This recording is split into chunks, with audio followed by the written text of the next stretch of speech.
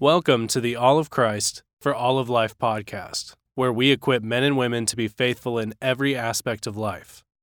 This week, you will hear the opening sections of C.R. Wiley's The Household and the War for the Cosmos, read by Ben Zorns.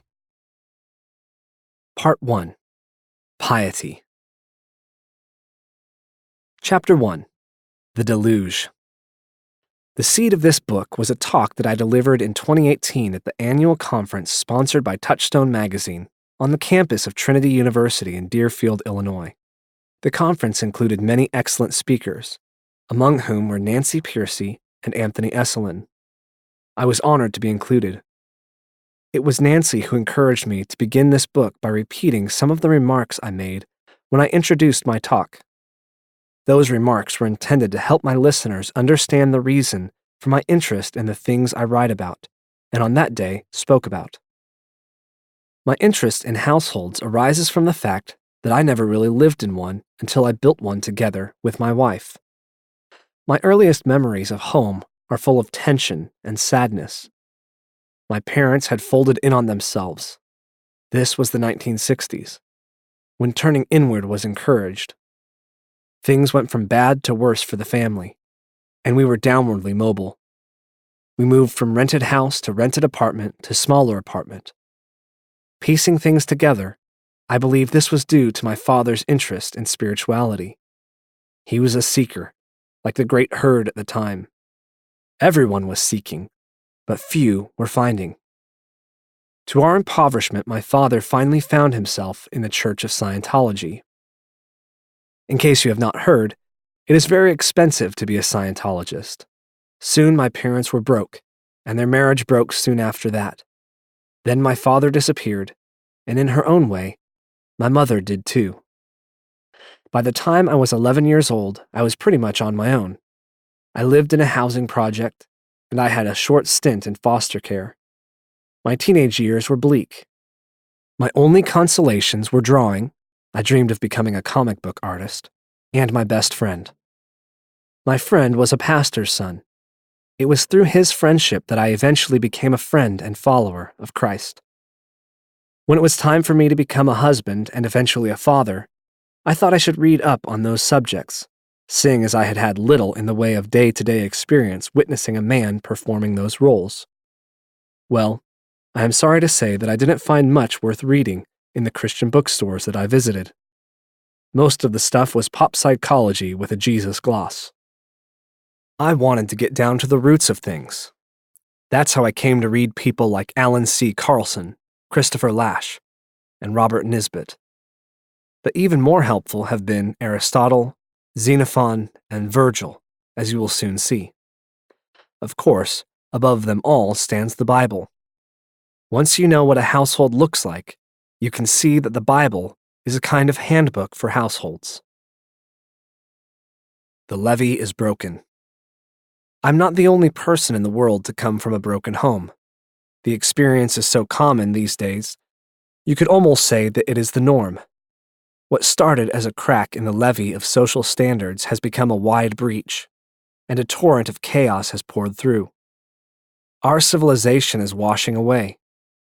Although my parents were too old to be hippies in the 60s, they felt the early effects of the turn away from norms that had seemed so solid right into the 1950s. The solidity was an illusion. We know that now. The foundation of those norms was already deeply compromised by the time I was born. In the part of Connecticut where I live today, we literally have crumbling foundations everywhere. The reason is a mineral that went undetected in a concrete mix from a local quarry. For years, this quarry churned out the bad mix and no one knew. Not even the owners of the quarry. In some cases, million-dollar homes that look fine from the street stand condemned. Metaphorically, something similar has occurred in our culture. Western civilization still has curb appeal. Things like economic growth, advances in medicine, and an emphasis on human rights seem to indicate that things are in good shape. But something has been added to the mix that serves as the intellectual and spiritual basis for our society. The institutions at the foundation of our way of life don't seem solid any longer, And the most important of these institutions is the household. Paradoxically, many of the other institutions in our society that once relied upon the household have turned against it. Everything from multinational corporations to public schools now dismiss traditional household norms as retrograde and even oppressive. And I am sorry to say that even evangelical Christianity increasingly looks like a fair weather friend. Just in case you're tempted to write this off as alarmist, consider the following. 1. Marriage has been reduced to a lifestyle choice. I can remember when politicians called traditional marriage the foundation of our society. Hardly anyone calls it that today. Instead, marriage is a matter of taste, and apparently fewer people have a taste for it these days. If the numbers can be trusted. Across the world, the average age of a person getting married continues to go up, even as the percentage of people getting married goes down. Mark Regnerus, a sociologist at the University of Texas, documents some startling data. Consider this. In 1980, 91% of Czech women were married by the time they were 30 years old. Today, it is 26%. And it is the same everywhere. In 1980, 81% of Australian women were married by 30 years of age. In Finland, 66% of women. In Italy, 76% of women. And in the Netherlands, 81% of women. Today, the numbers are between 20 and 30% in each of those countries. People are also experimenting with marriage. There is so-called gay marriage, but that's almost passé.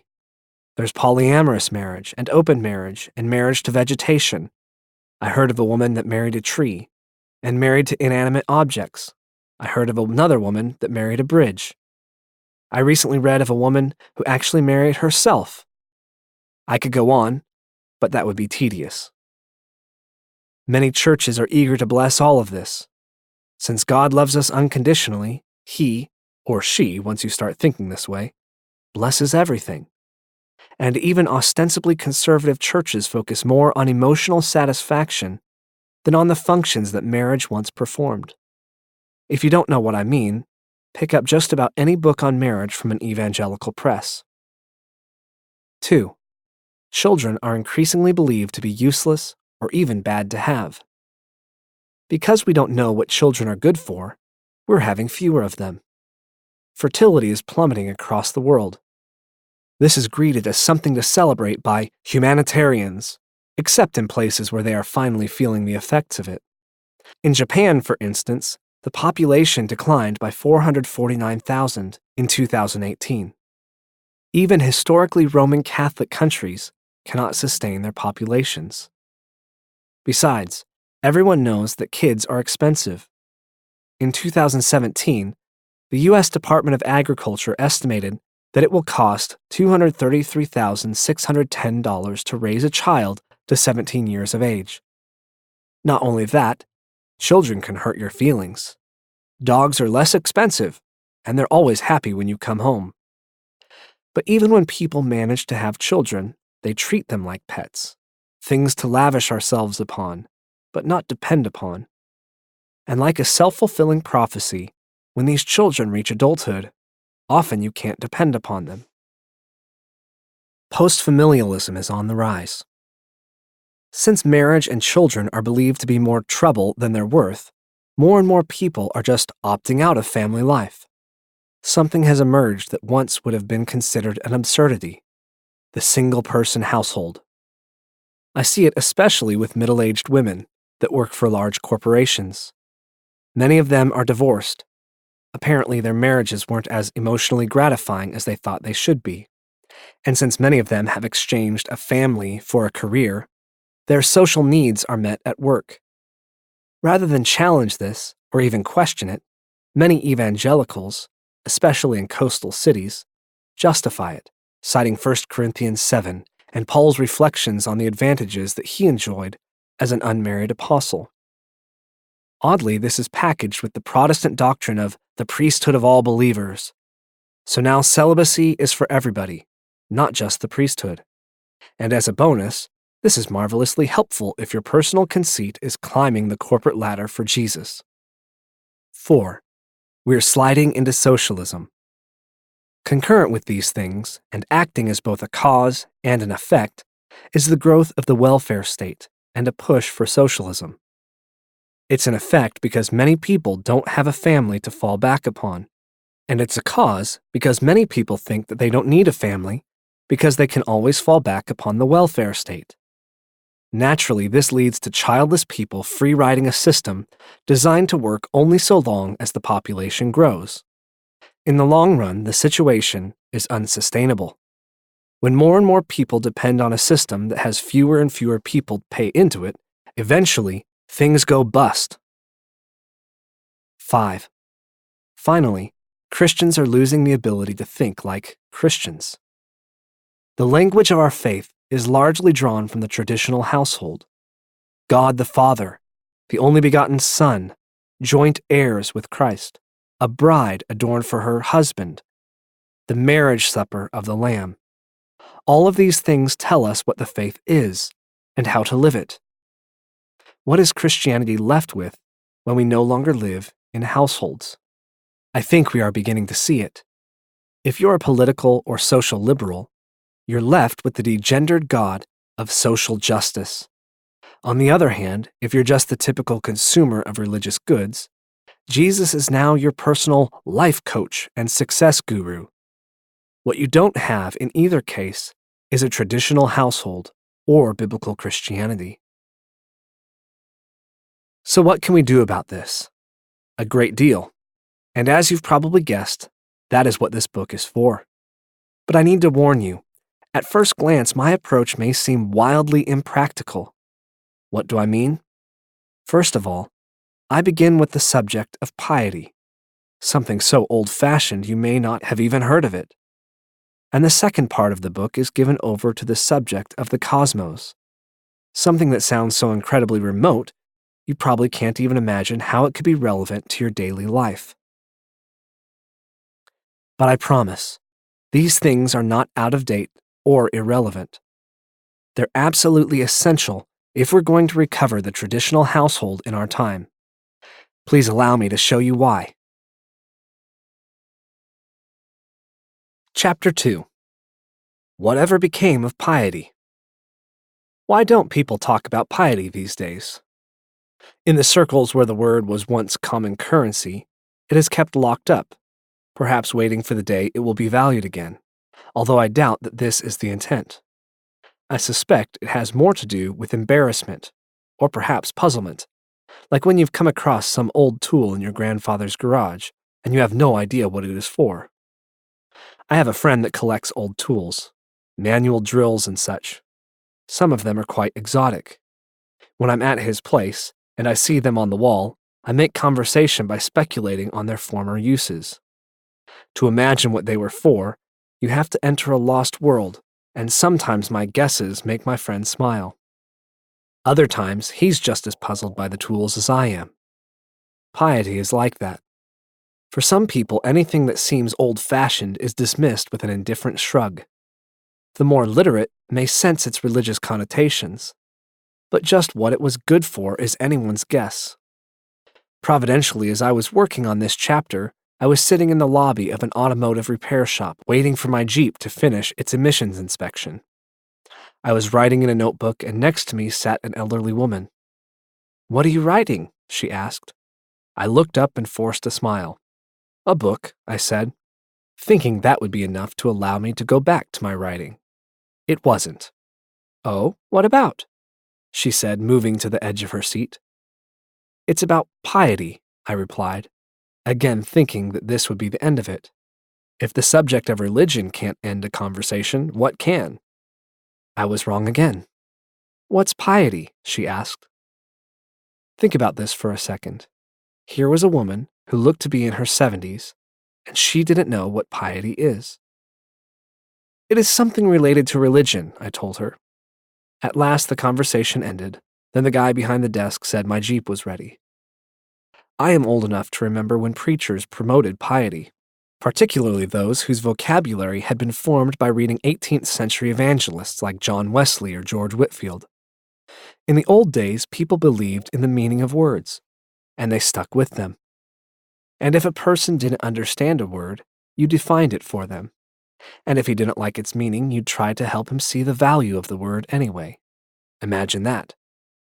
I can recall when people changed their minds about the word piety. Younger men began to prefer younger-sounding terms. The word devotions was popular.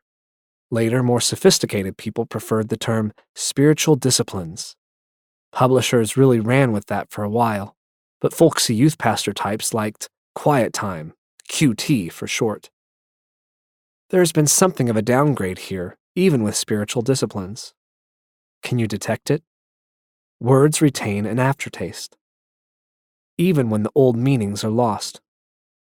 Originally, piety said something like a mode of life. QT is for your to-do list. This reveals something about the state of religion in our time. Now, religion is another word that has fallen out of favor. The Latin root religio means to bind. Is it any wonder that the apostles to popular culture now insist that Christianity is not a religion, it is a relationship? You may have heard that slogan somewhere. But is it so? Does that do religion justice? The reason for bringing this up is what has happened to piety has also happened to religion. Both have been downgraded. As wonderful as a personal relationship with Jesus is, the people that show the most enthusiasm for it do not give much thought to all the things that have to be in place in order for it to be possible. Take the Bible, for instance, or the sacraments, or the creeds, or even prayer. All of these things must be in place before you can even imagine having a personal relationship with Jesus. Without archivists and translators and publishers, we wouldn't have Bibles that tell us about Jesus. Then there are church councils that gave us the creeds which summarize what the Bible says about Jesus and his divine nature. And this is just a start. Even beyond those things, just consider all the ways that the Christian religion has influenced Western civilization for the good. Think about how the arts, the sciences, and our laws, customs, and holidays wouldn't even exist in their current forms without the Christian religion. No, you cannot reduce Christianity to a relationship. It is bigger than that. Religion really is a better word than relationship for describing what it is. And I believe that the same goes for piety. Every word matters. If you ask someone to define the word synonym, the definition you get will probably be something like a word that can substitute for another word. But there really isn't any true synonyms in this sense. Each word has its own history, and subtle things about it that distinguish it from similar words. Relationship doesn't really substitute for religion, and devotions won't do as a substitute for piety. The drive to find substitutes for old-fashioned words unintentionally eliminates meanings. We can see how it works in the book 1984. There we have a fellow named Syme, speaking to another fellow named Winston about the glories of Newspeak and their labors together at the Ministry of Truth. It's a beautiful thing, the destruction of words. Of course, the great wastage is in the verbs and adjectives, but there are hundreds of nouns that can be got rid of as well. It isn't only the synonyms, there are also the antonyms. After all, what justification is there for a word which is simply the opposite of some other word? A word contains its opposite in itself. Take good, for instance. If you have a word like good, what need is there for a word like bad? Ungood will do just as well. Better, because it's an exact opposite, which the other is not. Or again, if you want a stronger version of good, what sense is there in having a whole string of vague, useless words like excellent and splendid and all the rest of them? Plus good covers the meaning, or double plus good if you want something stronger still.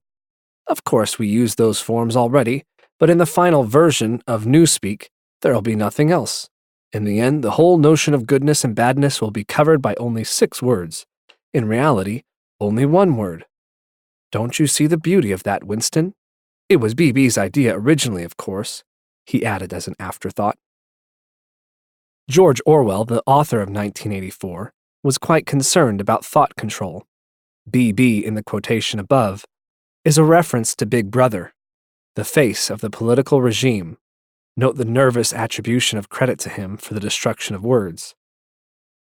Big Brother wants a compliant populace, and removing troublesome words made that more likely. Orwell intuited a connection between words and meanings. Note, Orwell's notion that ideas and words are inextricably linked is expressed in the word logos, a rich Greek word that has done a great deal to help us understand the world. Logos means both word and reason, implying a linkage. It's the root of the English word logic, and the basis for the suffix affixed to the names of many academic disciplines, such as theology. The question Orwell doesn't address is the question, are our words the only words? Both the Bible and Platonists would say, no. Eliminate a word, and you eliminate an idea, and, by implication, a way of living that the idea suggests. Let me give you an example of how this is done in real life. I lived and worked in Cambridge, Massachusetts, for nearly a decade. If you've heard of Cambridge, you have likely heard that it is a very liberal and progressive place. One day, a woman in my church told me that she was no longer allowed to use the word husband in the public school that she worked for. She could only refer to him as her partner. What do you suppose was the reason for that? The authorities at her school wanted to prevent any sense that marriage should be limited to a union of a man and a woman. By the way, this happened back in the early 1990s. Trying to control thought by controlling language isn't as new as you might have supposed. While losing words is a big problem, you don't actually need to lose a word to lose a meaning. You can obscure it by the subtle misuse of a word, and over time, a new meaning can actually overshadow the original. It can even contradict it. You can see this with the word freedom. For example, once it meant taking care of oneself. Now it means making other people support your choices. When it comes to piety, something along this line had already happened by the time the preachers of my youth commended it to me. I hate to say it, but even the piety of Wesley and Whitefield was a downgrade of the real thing. This is because by the 18th century, piety's sphere had already contracted. It is a well-documented story, so I won't go into detail, but I think I can sum it up succinctly. By the time of Wesley and Whitefield, what had once been regarded as public truth had been reduced to private convictions. Authority in general had eroded due to revolutions in politics, the sciences, and even economics. To meet the challenge, evangelists were forced to stress direct, very personal experiences of the supernatural by everyone. The second-hand truth contained in catechisms and confessions was no longer enough. Even eyewitness accounts of the risen Christ were not as trustworthy as a warmed heart. This is how we ended up with a hymn like I Serve a Risen Savior. In that song, the line that is supposed to persuade you to believe that Jesus rose from the dead is, "You ask me how I know He lives within my heart." What we are left with today is heart religion, because now the heart is the only place Jesus can be publicly acknowledged to live. Ironically, many people think that this is the sum total of Christianity, and the notion that this is actually a downgrading of the faith is inconceivable. What does heart religion look like? Allow me to use an image to show you. When it comes to heart religion, the image that comes to mind for me is found in the old song, In the Garden. Now I know that song well. When I was a pastor on Cape Cod, I sang it a lot. Cape Cod is one of those places that people go to die, like Florida. So I buried a lot of folks during my time there. Following a death, I would meet with the family in order to plan the funeral. We'd discuss eulogies, scriptures to read, and of course, songs to sing. And In the Garden was second only to Amazing Grace when it came to most requested hymns. Here's the first verse in case you've never heard it. I come to the garden alone, while the dew is still on the roses, and the voice I hear falling on my ear, the Son of God discloses. There are 2 more verses like it, but I'll spare you. Besides, it is the refrain that really sticks with you. Here's how that goes. And he walks with me, and he talks with me, and he tells me I am his own, and the joy we share as we tarry there, none other has ever known. None other has ever known. What's that supposed to mean? Everything, I believe, and that's the trouble. In the Garden was immensely popular back in the day. Elvis Presley did a cover, Johnny Cash did too. And the spirit of the song lives on in much of the praise music popular with people who want their hearts warmed. So even though In the Garden isn't a favorite anymore, the spirit of it lives on. It was written by the prolific C. Austin Miles, and it was originally published all the way back in 1913. I was told by an apologist for the song that Miles had the encounter between Mary and the risen Lord in John's Gospel in mind when he wrote it. That may be true, and that indeed is the passage that's referenced in the hymnal that I referred to when I looked up the song. But that is not how the song functioned for the people I knew on Cape Cod. When they sang it, they were not singing about a garden, or even Mary, they were singing about themselves. I am ashamed to say that I never gave this song much thought until I read The American Religion by the Yale literary scholar Harold Bloom. It was Bloom that first brought the Gnostic undertone of In the Garden to my attention. For Bloom, a nominal Jew, but a very serious Gnostic of the old school, his designation, not mine, this is something to celebrate. Just in case you are not familiar with Gnosticism, here is a brief explanation. The original Gnostics taught that the physical world was made by a clumsy and malevolent God, and that salvation consists in escaping from his creation by coming to know your true spiritual self. While most people are not Gnostics in this sense, Gnosticism light is pretty common. Gnosticism light cannot see how the physical world can communicate spiritual truths. Instead, spiritual insight is found within the garden of the heart. Now, even if Bloom overstates his case in The American Religion, Miles's song, besides being cloying, is withdrawal from the world. For the few people who are still familiar with the word piety, I am afraid it is the heart religion of In the Garden that they associate with it. If this is all that we had to go by when it comes to piety, we might as well say good riddance. But that isn't all we have to go by. In fact, In the Garden is a mockery of what piety once stood for. When you look into the history of the word, what you actually see is something virile, even heroic. Pietas. Let's contrast In the Garden with another image. This one found on coins that Jesus and Paul could have held in their hands. On this coin we have a warrior with an elderly man on his back. It was a picture of pietas, the word that is the basis of the English word piety.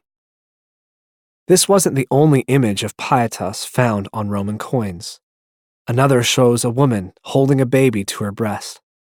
Yet another shows a woman pouring out a libation, and there are others. But it is the first image I intend to consider, because it performed the same mythic function for Romans as the Pilgrim landing at Plymouth Rock once performed for Americans. It is a scene from the ruin of Troy. You may have read about the Trojan War in high school, or perhaps you've seen a movie about it. The story was immortalized by Homer in his epic poem, the Iliad. According to the story, after failing to penetrate Troy's impregnable wall, the Greeks appeared to give up. They mysteriously disappeared, but they left a parting gift, an enormous wooden horse. The Trojans foolishly wheeled the gift into the city. Then, after dark, the Greeks who had been hiding in the horse get out and open the gates of Troy for their waiting comrades. Soon the alarm is sounded, but it is too late. The fighting is already moving from house to house, and the city is in flames. The coin above depicts one of the Trojan heroes during the battle. Here's the scene as described by Bernard Knox, Director Emeritus of Harvard Center for Hellenistic Studies. After realizing the fighting was no longer of use, that Troy was doomed, Aeneas carried his father Anchises on his shoulders out of the burning city, holding his son Ascanius by the hand with his wife, Creusa, following behind. It would be hard to find a more manful image than this. It brings the firemen charging into the burning towers on 9/11 to mind. Most people would find it inspiring.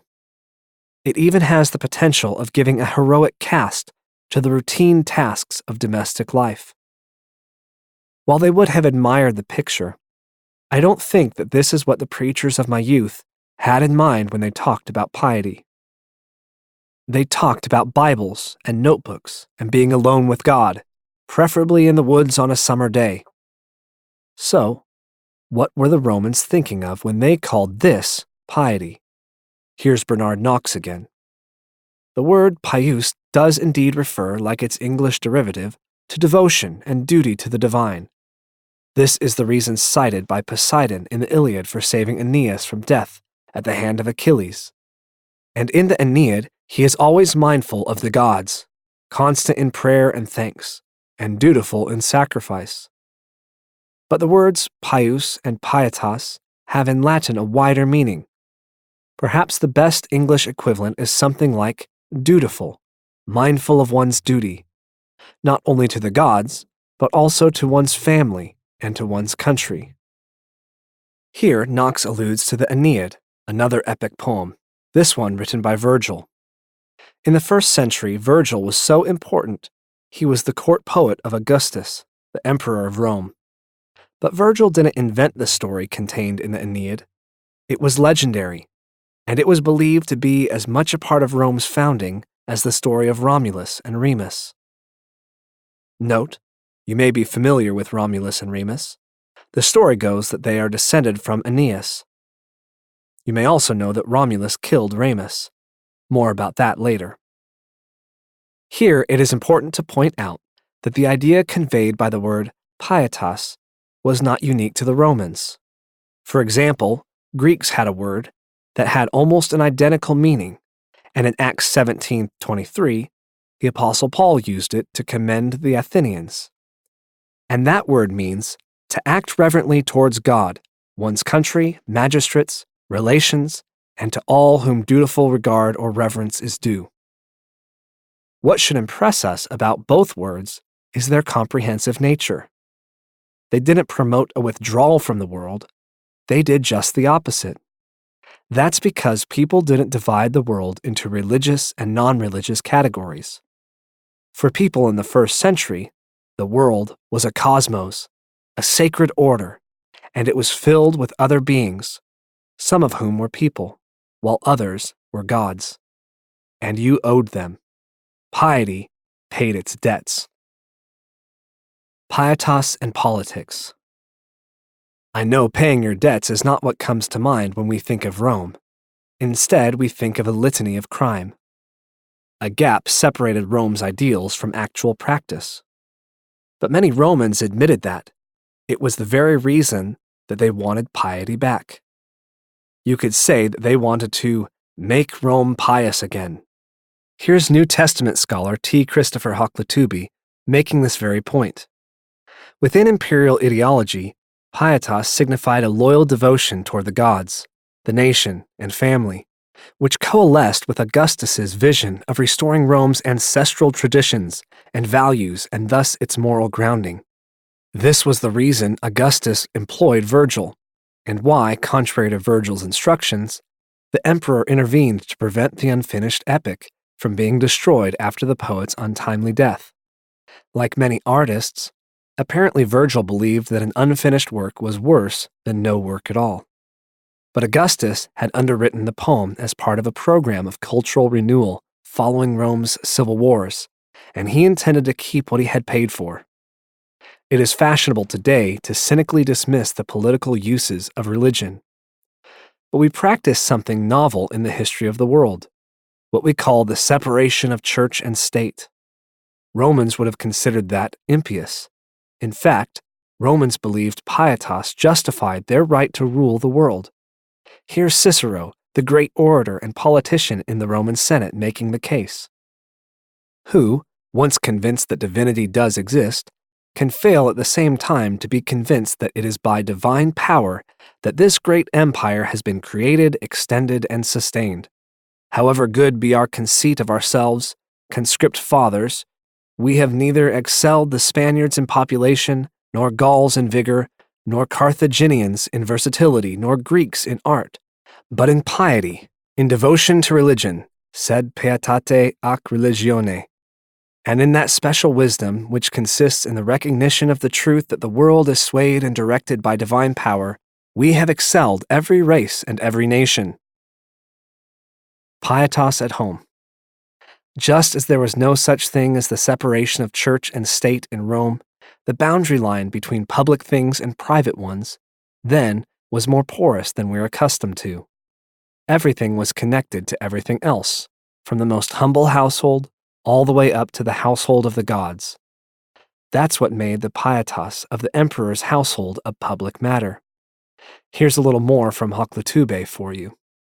Augustus's household was also associated with pietas, as exhibited in a relief from the Ara Pacis, which was dedicated by the Senate in 9 BCE. The depiction of the imperial family, including children, participating in a religious procession surrounded by priests and senators, was potent and polysemous. Ara Pacis visually signified Augustus's house as a fount of pietas and the religious center of Rome.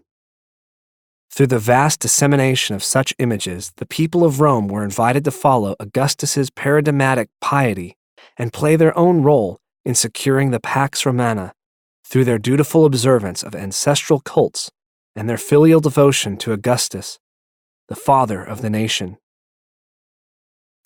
The thing about pietas that you can't miss is its social character. It didn't isolate you. Instead, it bound you to everything else. It was the glue of the world, things divine and human things, matter and spirit, the past and the future, and, as I am about to show you in some detail, the generations. A good way to show you how far we have come from tying the generations together is by taking a look at a modern work of literature. I'm thinking of William Wordsworth's famous poem from 1802, My Heart Leaps Up When I Behold. The date tells us it was penned right after the American and French Revolutions. Wordsworth lived up to his name. He knew the worth of words, as well as their origins. We can be sure that a classically educated man like Wordsworth knew all about the ancient meaning of the word piety. This is why the poem is so telling. It's also very short. My heart leaps up when I behold a rainbow in the sky. So was it when my life began, so is it now I am a man. So be it when I shall grow old, or let me die. The child is father of the man, and I could wish my days to be bound each to each by natural piety. Great poetry often employs familiar imagery in novel ways. And when this was written, the Bible was still widely read by people who also read poetry. The poem begins with a rainbow. Ironically, that's a bad sign for anyone who believes in the piety of Aeneas. True, we associate rainbows with hope, but recall, in the Bible, the bow is hung in the sky after an old world has been washed away. Genesis 9:13-17. I can't help but believe that Wordsworth is celebrating the death of the old practice of piety. In the poem, the child acknowledges no debt but to himself. The child is the father of the man. Notice father is in the lower case. The past has died in the waters of birth. Which image seems more conducive to a Christian way of life to you? One in which a man has no debt but to himself, or the one we see on old Roman coins? If you favor Aeneas with his father on his back, I'm with you. I can't help wishing that we could have something of that old piety back, a piety that binds the generations together, and a whole lot more. I'd like to help revive it if I can. Thanks for listening to this week's edition of the All of Christ for All of Life podcast. That was the opening sections of C.R. Wiley's The Household and the War for the Cosmos. If you'd like to hear the rest of the book on audio, you can purchase it at audible.com or anywhere audiobooks are sold.